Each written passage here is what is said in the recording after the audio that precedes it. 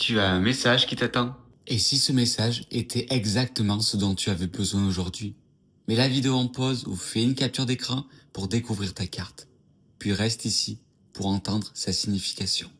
Si tu as eu la carte numéro 1, on te parle d'invoquer, de croire en tes désirs, de croire en tes rêves, de croire aussi en tes ressentis, histoire de persévérer dans ta foi, dans tes croyances, dans ce qui te semble juste, pour au final réussir plus tard, même si aujourd'hui c'est pas simple, qu'il peut y avoir des doutes de l'extérieur, d'une manière ou d'une autre, il y a un doute qui ressort, et ça peut te freiner, donc attention, crois en toi, pousse encore plus le projet si tu commences à douter ou à te dire est-ce que c'est possible, envisageable.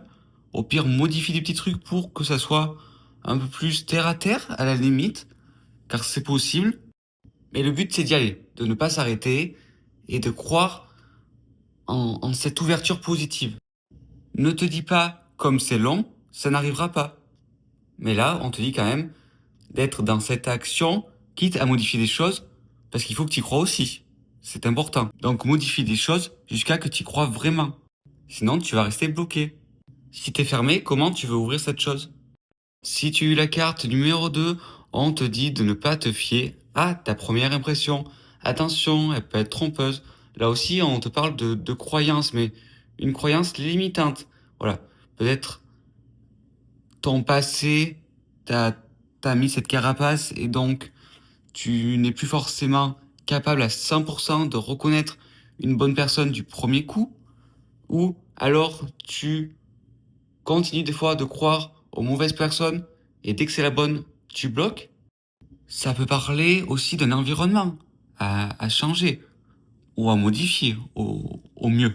Au mieux parce que ça fait moins peur, mais moins bien pour un changement dans la durée. Si c'est vraiment un environnement qui t'est pas forcément propice. Le matin, t'as pas forcément envie de te lever. Peut-être que c'est ton travail qui ne te correspond plus, ou alors juste cette entreprise. Tu n'es pas assez mis en avant, tu n'es pas assez valorisé, et tu te sens pas forcément très utile. Alors que tu l'es, ou que tu te rendras compte que tu l'es ailleurs. Là, je te parle du travail, mais ça peut être dans plein d'autres choses.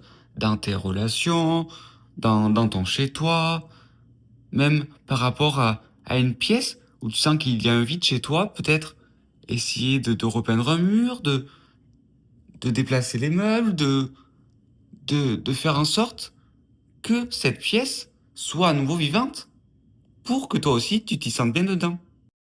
Et si c'est en toi, essaie de voir ce qui pourrait te correspondre.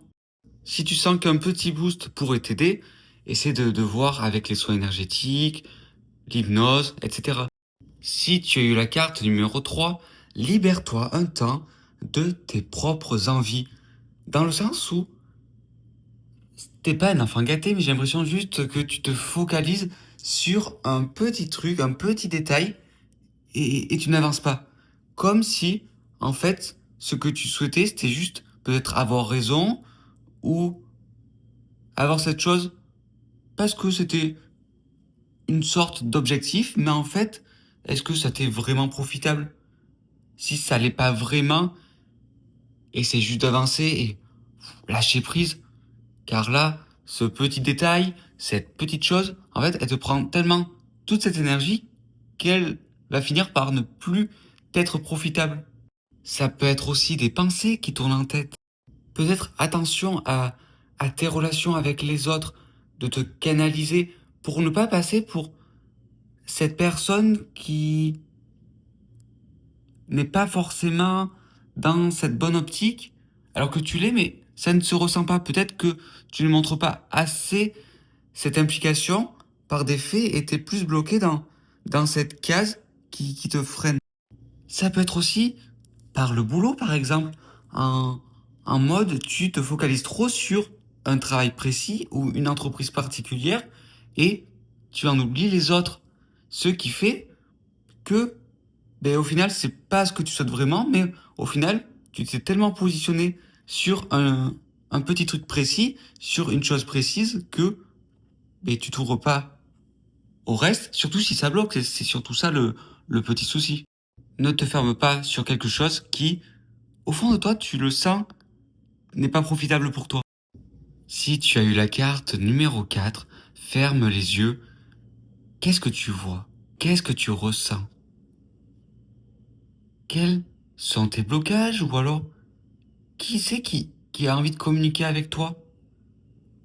Essaie d'être créatif, de t'écouter un peu plus et d'être dans cette écoute intérieure. C'est juste comme vous l'avez fait, en fermant les yeux, en se canalisant et en se faisant confiance.